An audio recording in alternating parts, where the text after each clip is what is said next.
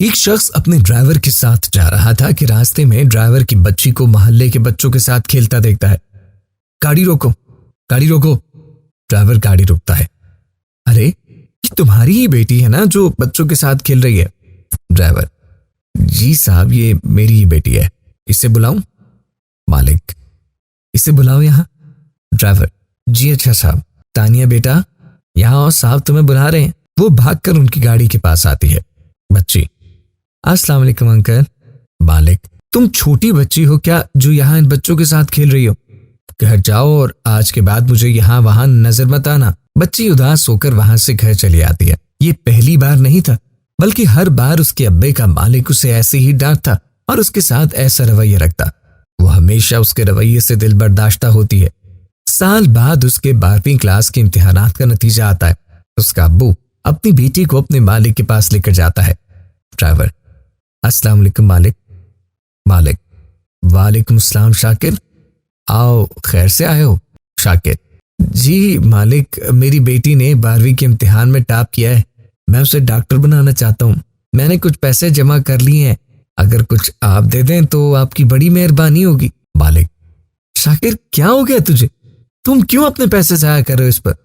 ये कभी डॉक्टर नहीं बन सकती। डॉक्टरी इसकी बस की बात नहीं है। लगता है तुम्हारा दिमाग खराब हो गया है, काम पर लगवाओ इसे कहीं। तुम लोग काम करने के लिए बने हो। लड़की ये बात सुनकर रोने लगती है और वहां से चली जाती है। जब उसके अब्बू बाहर आते हैं तो उससे पूछते हैं, बेटा रो क्यों रही हो? अब्बू आपने देखा नहीं उन्होंने हमारी कैसे बेइज्जती की है? अगर हम गरीब हैं तो क्या इसका मतलब ये है कि हमारा किसी चीज पर हक नहीं है? वो हमें इतना हकीर समझते हैं।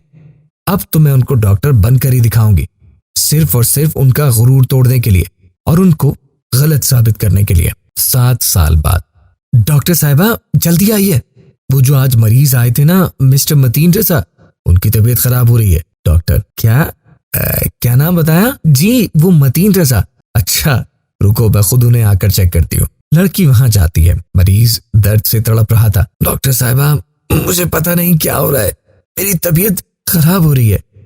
हाँ मैं देखती हूँ आपको भी, लेकिन लगता है आपने मुझे पहचाना नहीं, तो मैं खुद ही आपको बता देती हूँ। मैं आपके ड्राइवर की बेटी हूँ जिसे आपने जलील करके निकाल दिया था, और आज देखें मैं बन गई डॉक्टर और आप हार गए। मैं आपको गुरूर तोड़ने के लिए इस मुकाम तक पहुंची हूँ, मगर अफसोस मुझे ही आपका इलाज करना पड़ेगा। मेरा बस चले तो मैं आप जैसे लोगों को कभी यहाँ एडमिट ना करूं। इतने में लड़की का बाप भी वहां आ जाता है। आइए अब्बा आइए, देखें आज मेरा कौन मरीज बना है। शाकिर, मैं देख चुका हूं और तुम्हारी सारी बातें सुन चुका हूं। आइंदा इनसे ऐसे बात की तो मैं तुमसे कभी बात नहीं करूंगा, आई समझ? डॉक्टर, लड़की, अब्बा पर आपको याद नहीं? अब्बा, याद है मुझे सब। ये हमारे मोहसिन हैं, इन्होंने हमेशा तुम्हारा ख्याल किया है, और अगर वो तुम्हें डांटते थे तो तुम्हारी बेहतरी के लिए, ताकि तुम अपना टाइम जाया मत करो और अपना वक्त पढ़ाई में लगाओ और इस मुकाम तक पहुंचो। उस दिन भी तुम्हारे जाने के बाद उन्होंने मुझे तुम्हारे लिए पैसे दे दिए थे ताकि तुम्हारी फीस अदा कर सकूं। लड़की, अरे क्या अब्बू ये आप क्या कह रहे हैं?